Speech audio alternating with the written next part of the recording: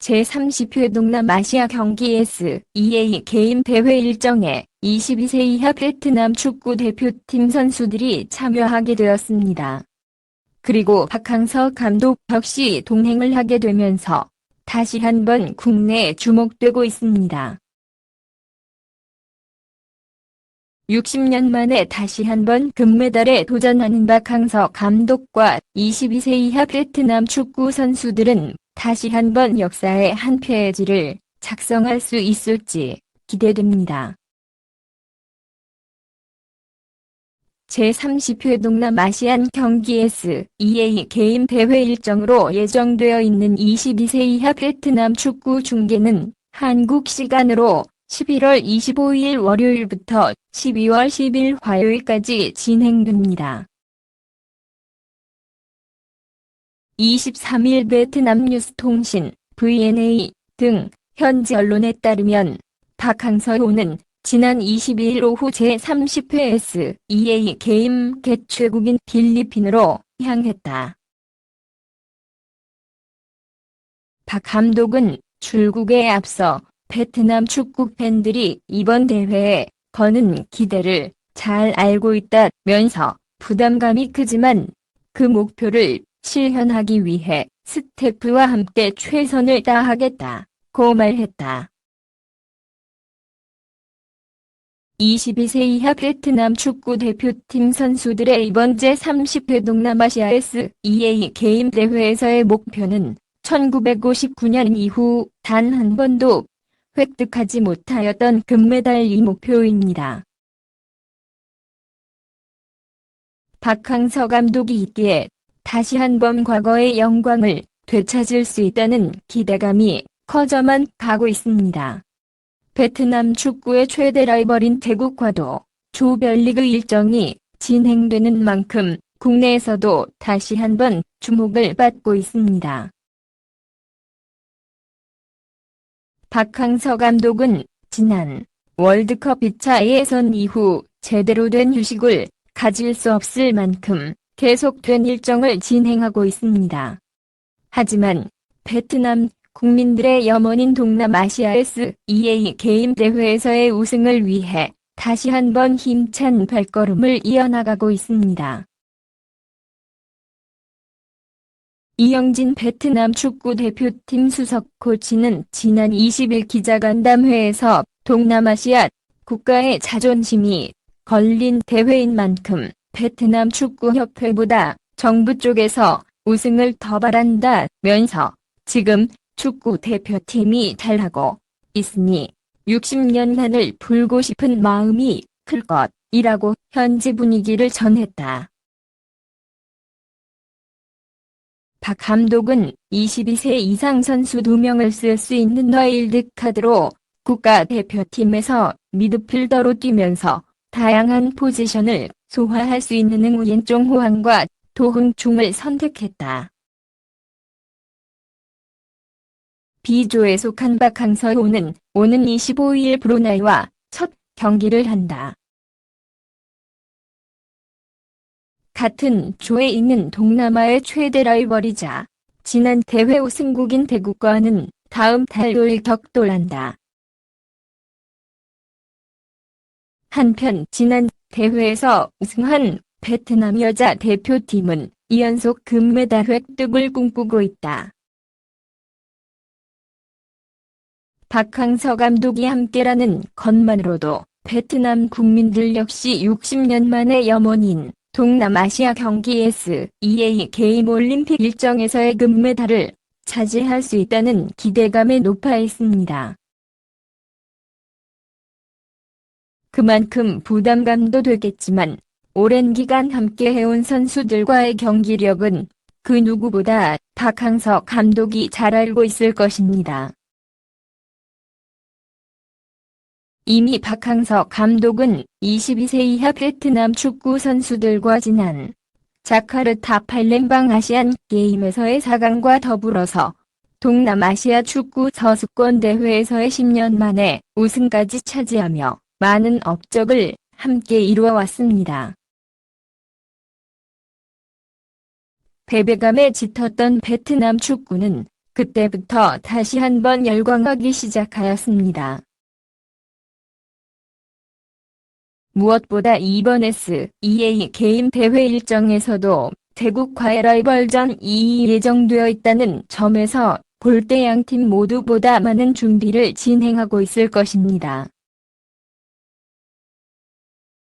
지난 국가대표팀으로 이루어진 월드컵 2차 예선 일정에서는 두 번의 무승부만을 기록하게 되면서 승부를 내지 못하였습니다.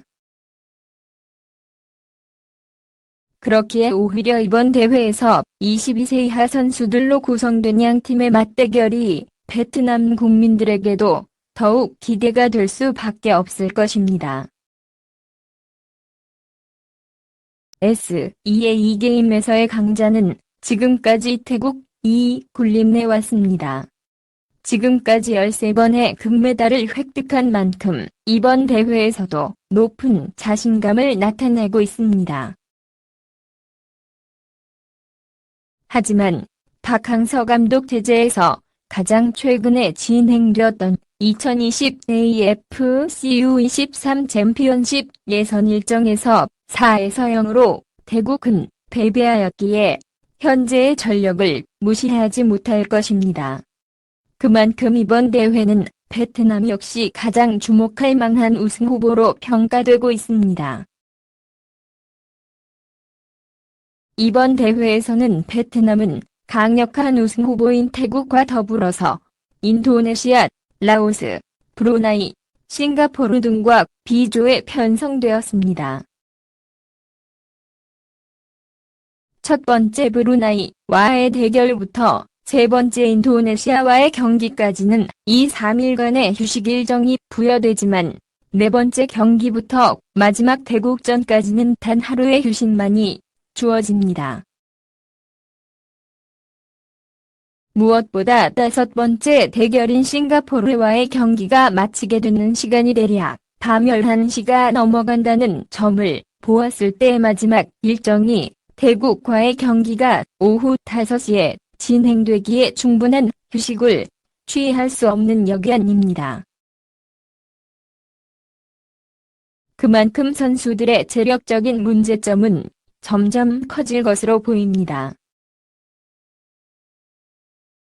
60년 만에 다시 한번 우승을 목표로 하고 있는 베트남은 박항서 감독의 전술적인 부분과 선수들의 구성이 그 어느 때 대회 일정보다 중요하게 여겨지고 있습니다. 주전과 벤치 자원들이 적절히 기용되어야 되며 필요하지 않는 교체 카드라도 선수들의 체력적인 부분을 배려하기 위해서는 핵심 선수들에게는 경기의 진행 상황에 따라서 휴식을 주어야 될 것입니다. 11개의 나라 중에서 각 조별 1, 2위만이 4강전 진출을 확정짓습니다. 그리고 곧바로 7일 토요일에는 3위 결정전이 진행되며 마지막 10일 화요일에는 결승전 일정이 진행됩니다. 한 가지 아쉬운 점이라면 여전히 공중파나 케이블 채널에서 이번 대회에 대한 중계 편성이 예정되어 있지 않다는 것입니다. 국내의 많은 언론사에서 이미 보도가 된 만큼 많은 주목을 받고 있습니다. SEA 게임 올림픽 대회 자체가 생소할 수밖에 없지만 박항서 감독이 나서기에 어느 정도 기대를 하였습니다. 아직까진 진행되기 이전이기에 변성표에서 중계 여부를 확인할 수 있기를 바라고 있습니다. 너무나도 큰 관심이 박항서 감독에게 모여지고 있습니다. 그만큼 부담도 되겠지만 담대하게 모든 대회 일정을 스스로 돌파하고 있습니다. 지난 월드컵 2차 예선에서도 태국과의 경기에서는 심판의 오판으로 아쉬운 승점 3점을 무승부의 결과만으로 만족해야 되었지만 여전히 지조에서 1위에 올라 있는 만큼 월드컵 최종 예선의 꿈이 현실로 다가오고 있습니다. 박항서 감독은 이번 대회를 통하여 사실상 다가오는 2020 AFC U23 챔피언십 대회 일정에 동행할 선수들의 구성을 마칠 것으로 보입니다. 만약 결승전까지 진출하게 된다면 대략 한 달여 남짓 훈련할 수 있는 기간을 앞두고 있는 만큼 빠른 대표팀 구성은 더 높은 경기력 향상에 도움을 주기 때문입니다. 그리고 해당 대회 일정 자체가 2020 도쿄 올림픽 본선 진출권을 확보할 수 있기에 개최국인 일본을 제외한 나라들과의 경쟁에서 상위 3팀에 포함되어야 되는 부담감이 있지만 역시 베트남 최초의 올림픽 출전을 기대케 하고 있습니다. 현재의 업적만으로도 대단하지만 앞으로 베트남 축구 선수들과 함께 만들어 나갈 업적들이 더욱 많습니다. 선수들과의 훈련간에는 종종 웃는 모습과 장난스러운 모습을 보여주면서도 경기가 다가오는 시점에서는 무섭게도 변한 모습으로 선수들의 집중력을 최대한 끌어올리고 있습니다. 여전히 언어의 장벽이 있지만 이제는 박항서 감독의 손짓만으로도 어떻게 경기를 전개해야 될지를 파악할 수 있기에 어려움은 없어 보입니다.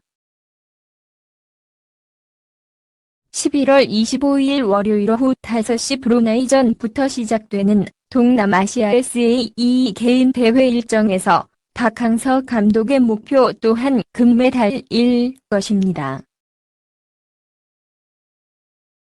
AFF 동남아시아 축구협회로부터 올해의 감독상까지 수상하면서 베트남 축구의 발전에 대한 공로가 크다는 것을 입증하였습니다. 하지만 아직까지도 베트남 국민들은 박항서 감독에게 더 많은 것을 바라고 희망하고 있습니다. 그리고 이제 60년 동안 가질 수 없었던 금메달을 목표로 대회에 나서게 되었습니다.